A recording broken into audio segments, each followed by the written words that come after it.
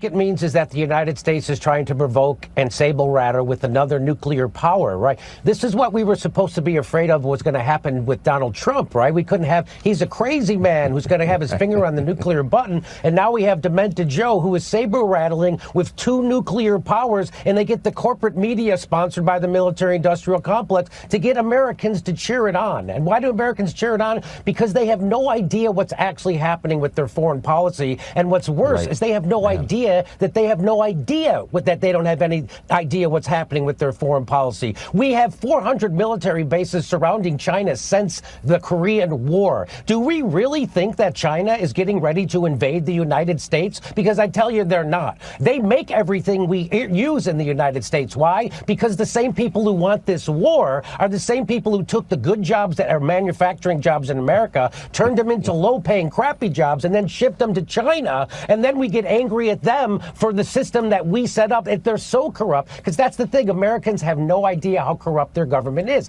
They think our government's just regular corrupt, like, oh, Trump gave his son a job, or Biden gave his kid a no-show job in the Ukraine war. That's not, the whole thing is corrupt. The $800 billion military budget is $800 billion of corruption. Why do we have to have 900 military bases around? We're the ones provoking this war, just like we provoked the war in Ukraine. We are now provoking a war with China. And who benefits? I'll tell you right now, your enemy is not China. Your enemy is not Russia. Your enemy is the military-industrial complex, which has been fleecing this country to the tunes of hundreds of billions and trillions of dollars. How many times are we going to have a defense secretary say, hey, we can't account for $2 trillion in the Pentagon again? That, which has happened twice now in my lifetime. So again, people are being, the war machine cannot be stopped. Who's running this country? The war machine. It certainly isn't Joe Biden making these decisions. I would like to know who is making the decisions. And I just want to remind everybody, the United States is the world's terrorist. We just set the Middle East on fire in the last 20 years,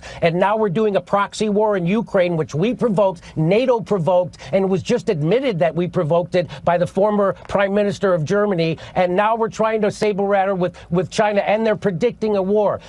Again, China's not going to invade us. China's not our enemy. We might have an economic war. That's what these are. These are economic wars. These are wars in Ukraine, it's about liquefied natural gas and making sure Germany and Russia never come together, because we fear Russia's natural resources and manpower, and we fear them getting together with Germany with their technology and their capital. And so that's why we blew up the Nord Stream pipeline. That's why we're doing the Ukraine war. This is all about hegemony, imperialism, and economics. And if there's a Marine somewhere, it's there because they're about to steal some natural resources from another country. As everybody's screaming about what a bad guy Putin is for invading Ukraine, the United States is currently occupying a third of Syria. And which third is that? It's the third that has the oil. And how do I know we're there to steal their oil? Because the President of the United States said so.